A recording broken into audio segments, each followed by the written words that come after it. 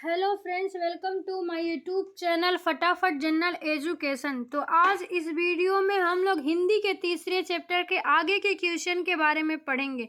तो हमने 1 से लेकर 25 तक के क्वेश्चन को कल कर लिया था, तो आज हम लोग 26 से तीसरे चैप्टर के 26 क्वेश्चन से करेंगे। तो पहला क्वेश्चन है, सिंह कैसा शब्द है? तो सिंह कैसा शब्द है? तत्सम या देशज, तद्भव, विदेशज। तो इसका सही आंसर हो जाएगा तद्भव शब्द है। अनुकरण शब्द है, तो अनुकरण कैसा शब्द है? तत्सम, तद्भव, देशज या विदेशज। तो इसका आंसर हो जाएगा तत्सम। योगदान कैसा शब्द है? तो इसमें से योगदान कैसा शब्द है? रूढ़ है, यौगिक है, या योग रूढ़ है, या संकर है। तो इसका आंसर हो जाएगा यौगिक। निम्न में कौन सा शब्द तद्भव है? तो कौन सा शब्द तद्भव है? गृह, अग्नि, क्षीर या घर। तो इसका राइट आंसर हो जाएगा घर। घर हमारा तद्भव है, बाकी सब तत्सम शब्द है। निम्न में कौन सा शब्द तत्सम नहीं है? तो इसमें से कौन सा है जो तत्सम नहीं है? गो, पत्र, नेत्र। ये हमारे तीनों तत्सम है, और जो नहीं है वो हो जाएगा आम। दुग्ध तत्सम शब्द का तद्भव रूप क्या होगा? तो दुग्ध को हम तद्भव में क्या बोलेंगे? दधि या दुग्धि या दूध या फिर क्षीर। तो इसका राइट आंसर हो जाएगा दूध। धारित्री का तद्भव रूप क्या हो जाएगा? तो धारित्री का तद्भव रूप क्या हो जाएगा? धरती। भूमि भी होता है, लेकिन ये पर्यायवाची शब्द हो जाएगी, ये हमारा तत्सम शब्द हो जाएगा। लेकिन धरती जो है हमारा तद्भव रूप होगा। खेती किस शब्द का तद्भव रूपांतरण है? तो खेती किस शब्द का तद्भव रूपांतरण है? कृषि, धरित्री या अक्षी या फिर मैत्री। तो इसका राइट आंसर हो जाएगा कृषि।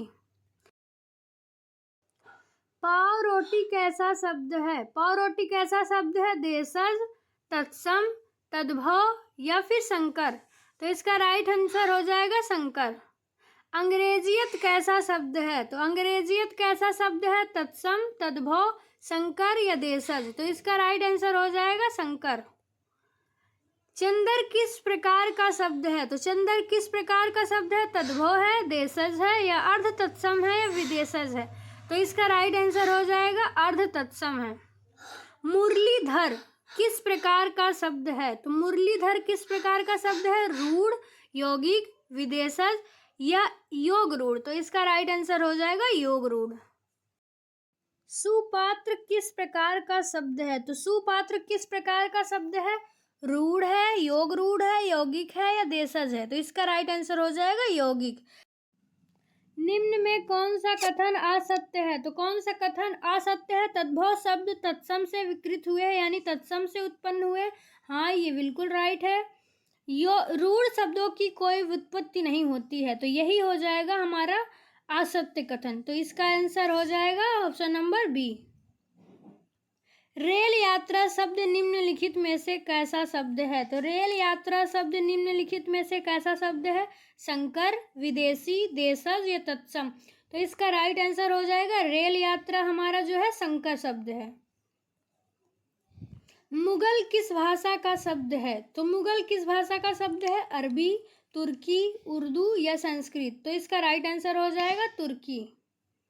निम्न में कौन सा शब्द हिंदी का अपना तद्भव शब्द नहीं है? तो हिंदी का अपना तद्भव शब्द कौन सा नहीं है? लीची, कालीन, बहादुर। तो इनमें से कोई नहीं है।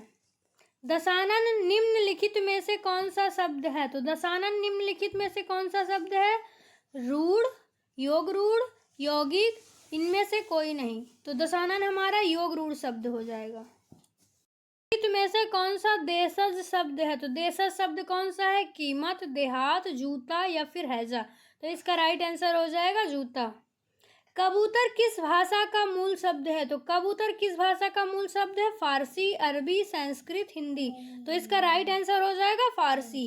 लाश किस भाषा का मूल शब्द है? तो लाश किस भाषा का मूल शब्द है? तुर्की, फारसी, संस्कृत, चीनी। तो इसका राइट आंसर हो जाएगा लाश जो हमारा है तुर्की भाषा का मूल शब्द है।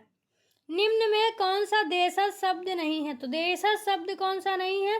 खिड़की, कलाई, तेंदुआ, चरखा।